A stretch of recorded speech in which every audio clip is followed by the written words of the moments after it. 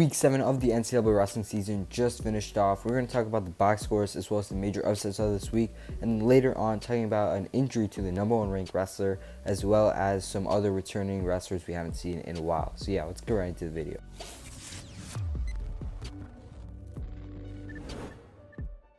So, biggest upsets of the weekend. At 125, we had two pretty big ones. That was Eric Barnett taking out Patrick McKee, and then Rayvon Foley taking out the number 9th ranked guy, Devin Schroeder. Brady Burge also had a nice win over Will Luwan, and then two other big upsets, and that was at 174 with Carter Staroji taking out Logan Massaw, the number 2 ranked wrestler.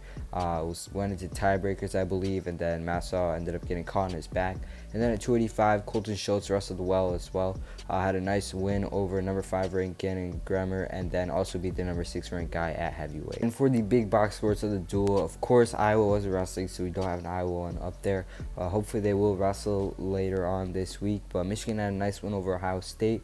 Very close, but they didn't have Stevan Micic, so that could be a big factor in why they didn't win that duel.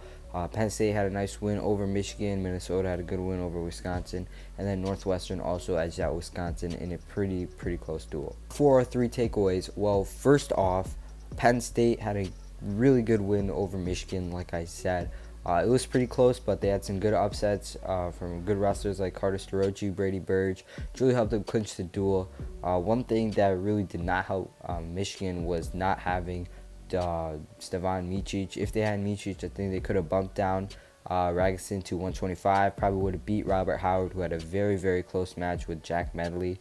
Won 6-5, really close. I think Ragusin would have been able to beat Robert Howard, and Stevan Micic definitely wouldn't have been able to give Roman Bravo Young very close matchup.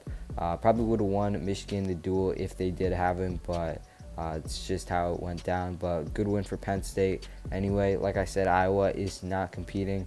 Most likely will compete this weekend, but for now, Penn State and Michigan are going to remain at the top until we see how Iowa's COVID situation is going to play out. And big news at the 165-pound weight class, number 1 ranked wrestler Mekhi Lewis, a guy who's a freshman NCAA champion, has gotten injured. He was wrestling against Jake Wenzel of Pittsburgh, guy who was number 6 ranked. He was losing 3-0, didn't look like his best wrestling that we have seen from him in past seasons, but was losing and then ended up hurting his ankle. Think it might be a high ankle sprain or something like that, so could be out for this week, maybe next week. But should be interesting to see if Virginia Tech can get him back in the lineup by the NCAA championship, because he is an integral part to that team. And if he is not competing 165, it's going to have a crazy amount of changes in the rankings, as well as a new favorite for the NCAA championship. And then during this weekend, we also saw the return of 3 number 1 ranked wrestlers. At 133, it was Dayton Fix, who came back. He had good pins throughout the weekend and was back after the end of his drug suspension.